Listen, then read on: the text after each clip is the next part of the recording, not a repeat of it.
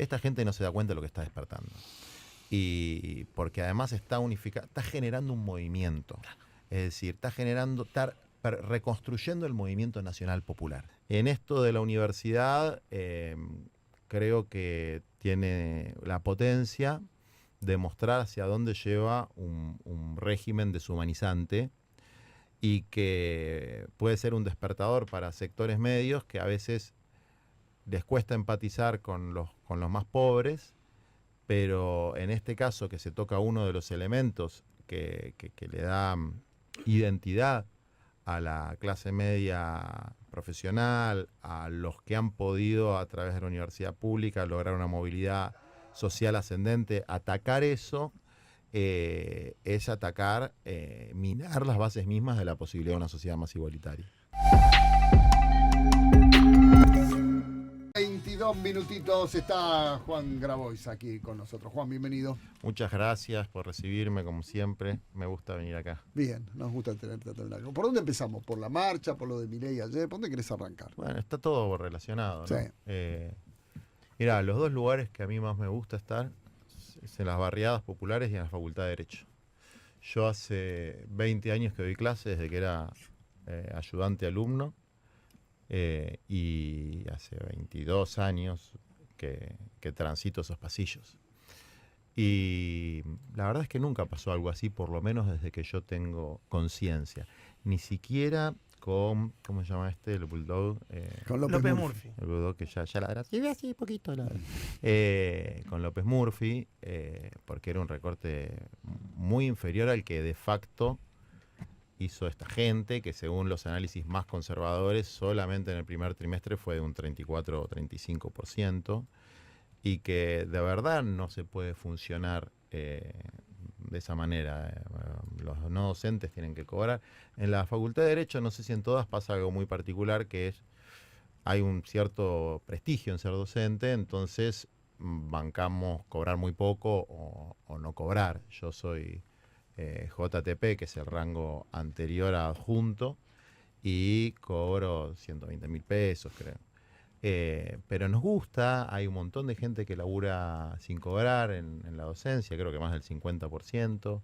Es lindo que vengan los pibes y qué sé yo tengo 70 alumnos. Y la verdad que me toca personal, emocionalmente, y yo quiero proteger a esos pibes, que es cierto que es muy difícil para los más pobres llegar y permanecer en la facultad. Es cierto que hay algún que otro kiosco, como en todos lados, pero esta gente practica la doctrina de muerto el perro, se acabó la rabia. Entonces, para resolver, entre comillas, un problema o una enfermedad, matan al enfermo. En algunos casos literalmente, ¿no? Como en los pacientes oncológicos. Y eso hay que... digamos, el límite de eso es la capacidad que tengamos los ajustados para organizarnos y responder desde todos los planos a ese ajuste, que no es solamente una cuestión de plata. Ellos miden todo en plata. Es todos los valores extramonetarios que se pierden cuando vos interrumpís un ciclo lectivo, cuando vos pones bajo una situación de estrés a las familias que viven de cualquier actividad pública o privada o en la economía popular, la angustia que genera, la violencia que genera. O sea, hay una relación muy directa entre la desigualdad y el empobrecimiento con la violencia intrafamiliar, la violencia barrial y la hegemonía de discursos que son de negación del otro. Entonces, en esto de la universidad, creo que tiene la potencia de mostrar hacia dónde lleva un régimen deshumanizante, y que puede ser un despertador para sectores medios que a veces les cuesta empatizar con los más pobres, pero en este caso que se toca uno de los elementos que le da identidad a la clase media profesional, a los que han podido a través de la universidad pública lograr una movilidad social ascendente a partir de sus propios méritos, que es algo que tanto se recalca en esta política deshumanizada que es la meritocracia. Bueno, si hay un ejemplo de algo parecido a meritocracia, es el proceso de las primeras generaciones de estudiantes universitarios que logran terminar sus estudios y a partir de eso establecer un proyecto de vida mejor. Entonces, atacar eso es atacar, minar las bases mismas de la posibilidad de una sociedad más igualitaria. Dos cosas. Por un lado hablaste, vos tenés 70 alumnos. Sí. ¿Todos piensan como vos? No. ¿O vos les haces pensar a todos como vos? No, tenemos una... Vos sabés que en derecho hay una cosa llamativa que es las fuentes del derecho son la ley, la jurisprudencia, las costumbres y la doctrina. Es decir, eso se estudia en la facultad desde hace cientos de años. O sea, la doctrina no es un problema en sí mismo. El problema es cuando vos planteás tu doctrina como infalible y como la única posible. Y la libertad de cátedra, que es algo que se conquistó con la reforma universitaria de 1918, implica que el alumno puede elegir la orientación de una determinada cátedra, de una determinada comisión. Por lo tanto, que los docentes sean explícitos en su orientación filosófica, en su cosmovisión, es la única forma de no engañarlos. Es decir, acá hay una determinada orientación, se lee determinada bibliografía y no otra, por una razón, porque el titular de la comisión lo definió así y el equipo de trabajo lo define así, pero no te estamos vendiendo gato por liebre de que esta es la única verdad posible, una verdad revelada, cuasi religiosa, sino que es una visión de las tantas que hay y bueno, elegiste esta y te lo vamos a dar como una transmisión de conocimiento. No es adoctrinar, es enseñar. Y enseñar en derecho particularmente es enseñar doctrinas, ¿no? Entonces es una cosa interesante porque en los fallos y en los escritos judiciales se cita doctrina. Y se habla según la doctrina de tal o cual. Entonces esta cuestión de demonizar cualquier doctrina menos la propia y la propia disfrazarla de una verdad revelada cuasi religiosa convierte a quien nos gobierna hoy en una cruza entre un falso profeta y un fundamentalista. La diferencia entre uno y el otro es que el falso profeta es un estafador, es el flautista de Hamelin. Y el fundamentalista es un delirante que se cree su propia mentira mesiánica. Y creo que Milei oscila entre las dos cosas, ¿no? Tiene lo mejor de los dos mundos, o lo peor de los dos mundos. Lo peor de los dos mundos porque es muy peligroso. Primero, esto también tiene que ver con el ataque a la ciencia y a la universidad, y te lo está diciendo una persona que tiene una fe muy firme en lo trascendente, en la vida eterna, en cosas que por ahí, desde el punto de vista del laicismo intelectual y del mundo científico, es algo que está mal visto, digamos, ¿no? Está visto como superstición, pero yo tengo fe, pero instrumentar esa fe para legitimar una determinada doctrina, eso se llama oscurantismo. Y atacar la ciencia, atacar la universidad pública, es trabajar sobre ese oscurantismo que se ve cada vez más seguido en los discursos y las referencias de Milei. Yo conté 5 conceptos religiosos en su discurso de ayer, que son además una tergiversación muy explícita del Evangelio, del Antiguo Testamento. Por ejemplo... Sí. Déjame ir a la noticia y me lees eso, que es Sí. interesante, ¿no? Lo que encontraste ahí. Está lindo, está lindo. Yo estoy espiando el borrador. Vos ya sabés de qué va a hablar. Sos un guacho. Eso se llama spoilear, ¿eh? Dale, vamos. 11:35, estamos con Juan Grabois, hablando obviamente de lo que va a suceder hoy. Mucha expectativa, los chicos hicieron una vigilia en casi todas las universidades. Ya también se está movilizando el aparato de represión. Recién nos contaba Gabriel Sanfilippo, detrás de la Rosada ya se están armando. Vi recién algunos videos de ya movilizándose también en el Congreso. Hoy va a ser un día histórico. Recién hablamos con Juan, uno recuerda de López Murphy, pero esto desde el Cordobazo de los fines de los 60 que no se veía.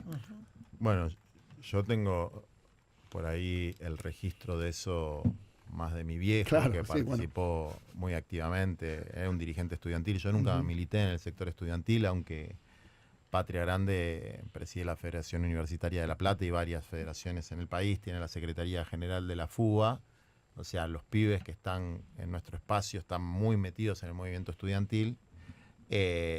y yo lo veía muy dormido el movimiento estudiantil. Siempre que me invitaban a dar una charla o algo, decía, está muy dormido, y la juventud siempre tuvo un rol de liderazgo, ¿no?, en los procesos de cambio. El que a mí me tocó ver de cerca fue el de López Murphy, del 2001, y fue el principio del fin. Digamos. Sí. Esta gente no se da cuenta de lo que está despertando. Y porque además está unificado, está generando un movimiento. Es decir, está reconstruyendo el movimiento nacional popular, que no es la partidocracia, ni peronista, ni Unión por la Patria, ni los partidos. Y te lo digo yo, que hoy presido un partido y siempre vine de la lucha social. Digo, no es el momento de los partidos ahora, es el momento del movimiento social, que tiene por lo menos 3 patas fuertes en el movimiento estudiantil, en el movimiento obrero y los movimientos sociales, territoriales y de economía popular, que hoy, bajo una consigna de educación y universidad pública gratuita, se movilizan en conjunto, que efectivamente es algo histórico, y sin digamos, hay una genuina, muy genuina y muy fuerte deseo de movilizar. Yo cuando hice la clase abierta en la facultad, había un montón de pibes que eran alumnos de otras cátedras y venían y estaban interesados y se hacían asambleas, y el planteo era básicamente ¿por qué nos agreden? Y yo, si lo pienso un rato, creo que en el plan de esta gente, en la miseria planificada, está agredir el estómago de la gente sacándole la comida, agredir los cerebros de los argentinos sacándole la educación pública y gratuita o deteriorándola. Cuando dicen no van a cerrar las universidades, bueno, pero hacerlas funcionar de manera absolutamente precaria es exactamente lo mismo, que tiene que ver con lastimar el estómago, el cerebro, el corazón de la gente, envenenándolo con tocar esas fibras chotas que tenemos todos los seres humanos, como agarrártela con los que están más abajo y adular a los que están más arriba, y la espiritualidad de las personas con una idolatría del mercado que se plantea en términos religiosos, ¿no? Entonces, atacar lo que nos hace humanos, ¿no? Y eso requiere una respuesta en todos los planos, pero yo no tengo ninguna duda de que la respuesta verdadera no va a venir de la superestructura política, sino del movimiento de la base social, estudiantil, barrial, obrera, cooperativista, y que después, con suerte, la política interprete ese fenómeno y se sume. Hay cuestionamiento de por qué el movimiento obrero se suma, ¿no? Y uno trataba de explicarle humildemente que porque están sus hijos en esta marcha. Pero sí, eso es cierto. Pero además, a ver, la FEDUN, que es el gremio universitario de docentes, la GD, que es el otro gremio, los no docentes, son trabajadores, son parte de las centrales obreras. O sea, es solidaridad con un segmento de los trabajadores. Sería incluso criticable y repudiable que las centrales no participen en apoyo a un montón de laburantes que no tienen actualización de sueldo. O sea, son sueldos irrisorios en algunos casos, los de los docentes universitarios y los de los no docentes, y ni siquiera ese es el problema, ni siquiera se está planteando ese como problema. Eso es lo lindo de esta marcha, no es una marcha corporativa, no. Es una marcha en defensa de un derecho que se conquistó en el 18 para un sector de la sociedad, en la época del general Perón, cuando se garantizó la gratuidad de la universidad, se sacaron todos los aranceles, y después durante la época kirchnerista que se abrieron universidades en los conurbanos y en las provincias para que un montón de gente que no podía acceder pueda acceder. Bueno, pero el núcleo duro, fíjate, ¿no? Vos hablás en el 18 con la impronta de aquel radicalismo que de algún modo reivindica la reforma, aparece el peronismo, pero después volvés a plantear esta cuestión de qué forma este golpe que el gobierno le está dando a las universidades públicas impacta en la clase media. No digo que más que en las clases bajas, porque en definitiva, si haces una lectura finita, la gente que se va a la facultad de odontología a hacer ver la muela porque no tiene un mango, y va desde los barrios hasta la facultad porque la atienden gratis para que hagan práctica. Pero vos sentís que acá hay un golpe que el radicalismo y la clase media está percibiendo, ¿no? Pero desde luego, y sobre todo los sectores medios, mira, los más pobres tienen una cosa maravillosa, que son muy solidarios con la clase media. no pasa lo mismo a la inversa. No. Y nosotros siempre planteamos, sobre todo a los pibes, a nuestra militancia, de que hay un déficit de compromiso en la universidad pública con los sectores populares. Y yo lo sigo pensando. Ahora, ese déficit de compromiso no se resuelve arruinando una cosa buena que tenemos, que además tiene un prestigio internacional bien ganado y tiene un sistema muy interesante, como diría Patricia Bullrich, que no lo vas a entender, de gestión, que para un liberal consecuente, para un no estatista, debería ser para verlo, que es la autonomía y el cogobierno. Es decir, la universidad pública tiene un financiamiento del Estado, pero tiene un funcionamiento autónomo, con un gobierno tripartito de estudiantes, docentes y graduados, que ha dado muy buenos resultados, es decir, una forma de autogestión, que es básicamente lo que nosotros planteamos para la organización de aquellos trabajadores que están excluidos del mercado laboral.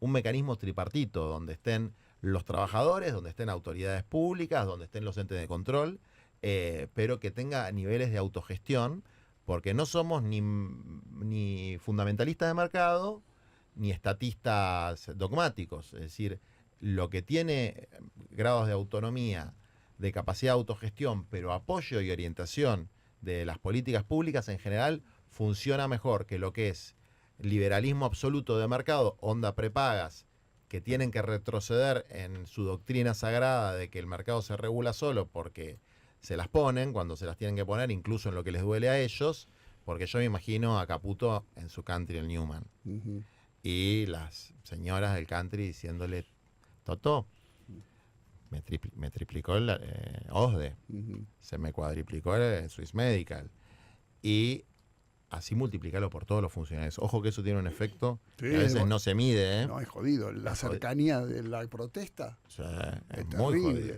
Es muy jodido. ¿Cómo imaginar la marcha hoy? Del lado de los que marchan, de estudiantes y obreros, y del otro lado, de ese sentimiento de represión que se siente en el ambiente. Mira, yo veo a la pibada con mucho entusiasmo y sin miedo. O sea, que pongan patrulleros, pongan policías, pongan camiones hidrantes. La gente no la van a disuadir de movilizar. No la van a disuadir. Alimenta. Después, si cometen la brutalidad, que además es un error político de manual, de reprimir a los hijos de los sectores medios, también por malos o buenos motivos, creo que más malos que buenos, y por eso de que los pobres son muy solidarios, se genera una empatía muy superior cuando reprimen a un estudiante que cuando reprimen a un pibe de los barrios. Bueno, no me suena a que se animen a tanto.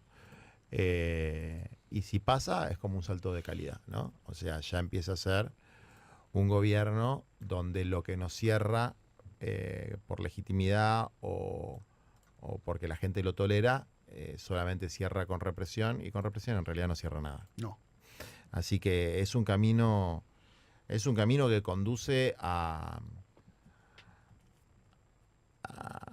una escalada de la conflictividad social que no es algo tampoco ni bueno ni malo en sí mismo, ¿no? Es bueno en la medida de que permita canalizar la bronca que hoy se convierte en implosiones, insisto, en las barriadas, en las familias, en los ámbitos de socialización donde la gente está mal y se la agarra con el que tiene más cerca, porque Caputo, Milei, Sturzenegger, Bullrich están demasiado lejos.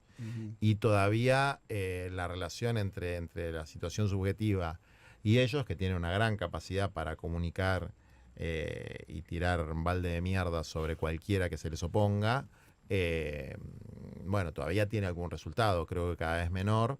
Creo que Milei está desangelado en ese sentido, porque ¿Perdió eso?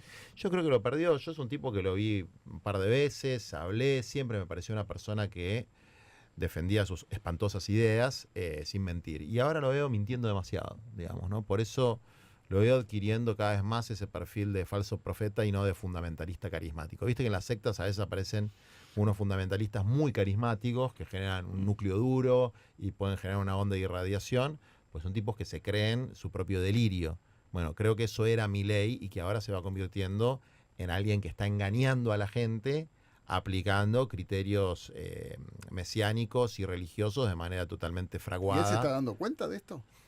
Yo por eso creo que se está Se dando está cuenta. dando cuenta de que Entonces, tiene que mentir para... por eso para bancar los lo trabajos. veo desangelado, lo veo... Bueno, ayer cuando dijo que el ajuste no lo paga la gente, es como una cosa de decir, che, flaco, estás hablando en cadena nacional, la gente te está viendo, sabe que gana menos plata que el mes pasado y que el mes que viene va a ganar menos plata que este mes y que cuando vengan la factura de luz no la van a poder pagar.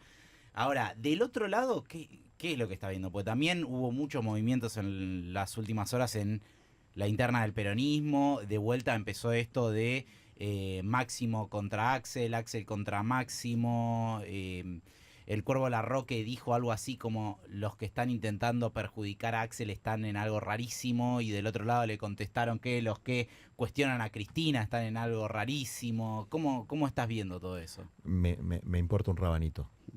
O sea, lo estoy no viendo, básicamente. O sea, cierro mis oídos ante todo eso.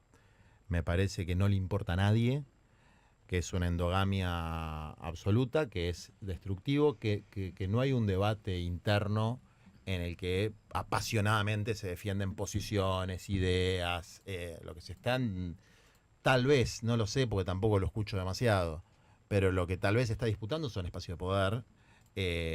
Y eso a mí la verdad que me lo paso por la oreja, vamos a decir. No le veo sentido. Sí vi, por ejemplo, ayer, no sé si te puedo contar, pero bueno, yo soy medio bocón. Sí. Ayer pasó una cosa linda en la que trabajé con Axel y con Tignanelli, que es el hombre de Máximo, identificado con Máximo en el conurbano, con los intendentes, y que se pudo hacer una mesa donde se discutió un tema que tiene mucho que ver con lo que habló Milei ayer, que es él orgulloso de haber destruido la obra pública, con el argumento de nuevo de que en la obra pública había corrupción. Le sacaste el 90% del presupuesto a la obra pública. Todo era corrupción.